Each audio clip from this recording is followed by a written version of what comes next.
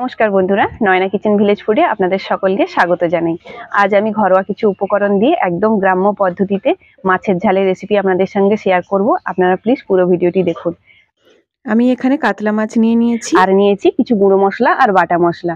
গুঁড়ো মশলা আর বাটা মশলার ভিতরে নিয়েছি আমি এখানে পেঁয়াজ কুচি নিয়েছি, আদা রসুন বাটা নিয়েছি, আর কালো সরষা আর সাদা সরষাকে বেটে নিয়েছি, আর নিয়েছি নুন, লঙ্কার গুঁড়ো, আর এখানে নিয়েছি আমি টমেটো কুচি, কাঁচা লঙ্কা কুচি, গরম মশলা, আর নিয়েছি হলুদ গুঁড়ো।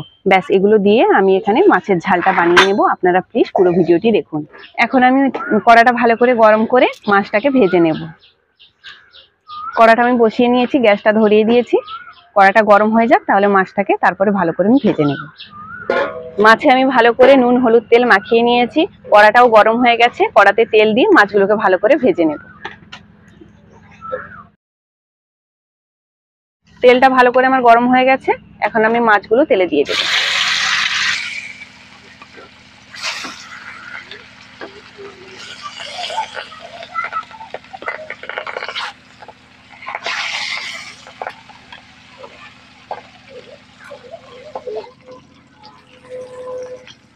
এক পাশটা লাল করে ভেজে নিয়েছি, অপর পাশটাও উল্টে লাল করে ভেজে নেব। উল্টে পাল্টে আমি মাছটাকে ভালো করে লাল করে ভেজে নেব। মাছটা ভাজা হয়ে গেছে, মাছটা এখন আমি একটা প্লেটে করে তুলে নেব। মাছের ঝালের মাছ বেশি কড়া ভাজা ভালো লাগে না, এইরকম হালকা লাল লাল হবে, এই অবস্থাতে তুলে নিতে হবে।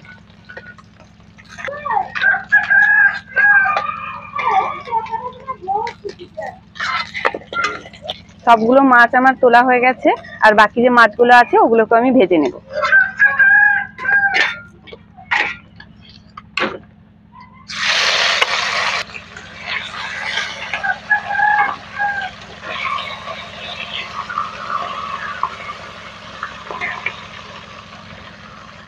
সবগুলো মাছ আমার ভাজা হয়ে গেল, এখন মাছগুলোকে আমি তেল থেকে তুলে নেব।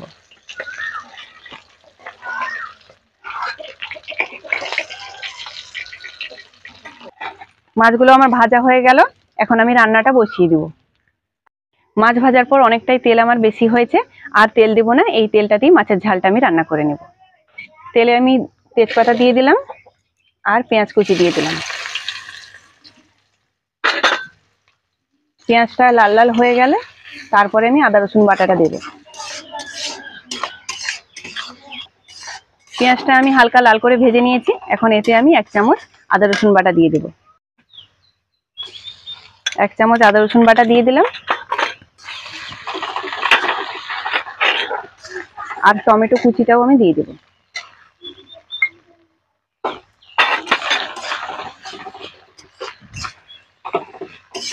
এরপর বাকি মশলাগুলো দিয়ে দেব। আদা রসুনের কাঁচা গন্ধটা চলে গেছে, এখন আমি এতে বাকি মশলাগুলো দিয়ে দেব। স্বাদ মতো লবণ দিলাম, আর হলুদ গুঁড়ো দিচ্ছি,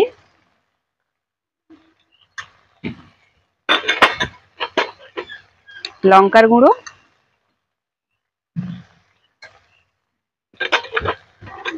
আর অল্প একটু গরম মশলা। এগুলোকে আমি এখন ভেজে নিই। তারপরে এখানে আমি বেটে রেখেছিলাম সরষা বাটা, ওটা আমি দিয়ে দেব।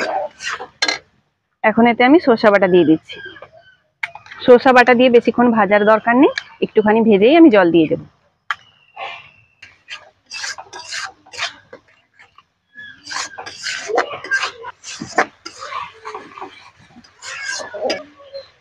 মশলাটা দেখুন কত সুন্দর ভাজা হয়ে গেছে, মশলা থেকে তেল ছেড়ে দিয়েছে, আর খুব সুন্দর একটা গন্ধ বেরোচ্ছে, আর টমেটোটাও একদম গলে গেছে। মশলাটা আমি খুব সুন্দর করে কষিয়ে নিয়েছি, এখন আমি জল দিয়ে দেব।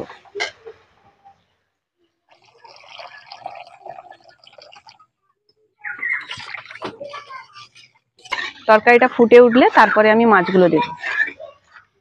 ঝোলটা ফুটে গেছে, এখন মাছগুলো আমি দিয়ে দেবো ঝোলে।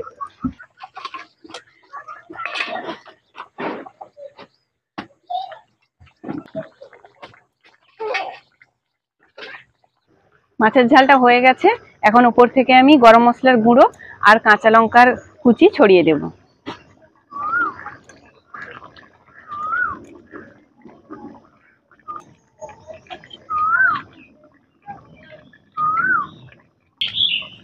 হয়ে গেছে আমার, এখন আমি নামিয়ে দিব। একটু ঝোল ঝোল রেখেছি, বাড়িতে অনেকে আছে, অনেকে খাবে তো, তাই একটু ঝোল ঝোল রেখেছি। হয়ে গেছে, এখন আমি নামিয়ে নেব। তরকারিটা আমি একটা জামে করে ঢেলে নিচ্ছি।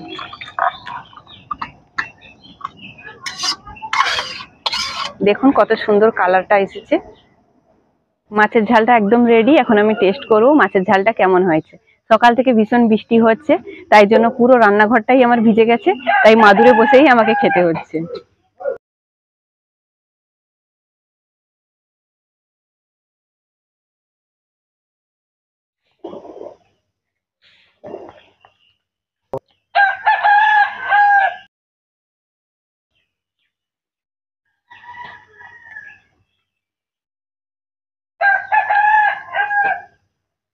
মাছের ঝালটা খুবই সুন্দর হয়েছে।